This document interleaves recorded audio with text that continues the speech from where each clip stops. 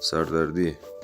سلام، وخت مو پخیر. د پښتو پلاس چینل ته ښه راغلاست. هیله یم جوړ روغ او صحتمند اوسئ. د کال په موسمي بدلون سره مرضونه هم بدلیږي، خو ځینې مرضونه وي چې هغه د کال په 4 واړو موسمونو کې انسان ته ورپېښیږي، چې د هغې جملې نه یو یې د سردردي دی.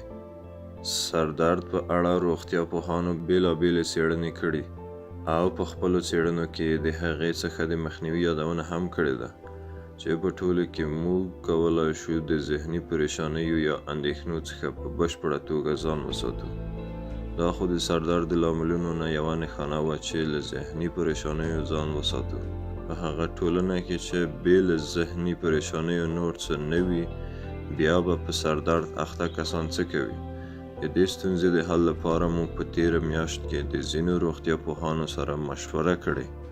د هغو روغتیا پوهانو مشوره که سره یووالی نه درلود، ورته والی یې درلود. هغه دا و چې د ژمي په یخ موسم کې باید له ګرمې کوټې څخه سختې سړې هوا ته انسان ونه وځي چې په سردرد اخته کیږي. په عمومي ډول د انسان لپاره اندېښنې د سردرد لامل کیدای شي، خو د دې ترڅنګ مناسب خوراک که وکړل شي، د اندېښنو له سردرده تر څه حده انسان ځان ساتلی شي، او هغه په دې چې مناسب خوراک وکړلی شي د اندېښنو او دماغي ناروغیو مخه نیول کیدای شي. کوم انسان چې مناسب خوراک کوي، د دماغي علاوه بدن یې د 11 مرضونو ځواب ویلی شي، چې یو یې هم سردرد دی. د سردرد بل لامل روغتیا پوهانو په یوه خوله دا څرګنده کړې چې هغه د انسان په وجود کې د اوبو کمښت دی.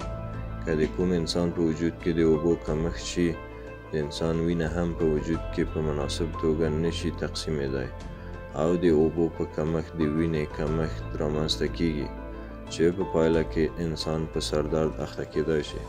د روغتیا پوهانو ترڅنګ ارواپوهانو هم د سردرد په اړه پوره او کره معلومات ترلاسه کړي دي، او په دې اړه یې زیاتې څېړنې کړي. ارواپوهان وایي که کوم انسان د خپل توانه پورته سوچونه وکړي او په سوچونو کې خپلو موخو ته ونه رسیږي، دا ډول انسان په سردرد اخته کیدای شي. د انسان لپاره پکار دی چې ځان د ژمي په موسم کې د سختې یخنۍ څخه وساتي او هم مناسبې اوبه وڅښي، او د ارواپوهانو په اند هغه سوچونه ونه کړي چې په عملي کولو یې توان ونه لري. د سردرد به نور لاملونه هم وي، خو په ټولنه کې تر 80% کسان د یادو لاملونو له امله په سردرد اخته کیږي. په ډېر درنښت چې تر دې دمه موږ سره وئ. که غواړئ نور معلوماتي ویډیوګانې له موږ له چینل نه وګورئ، هیله ده چې پښتو پلاس چینل سبسکرایب کړئ او خپلو دوستانو سره یې شریک کړئ. مننه، ښه وخت ولرئ.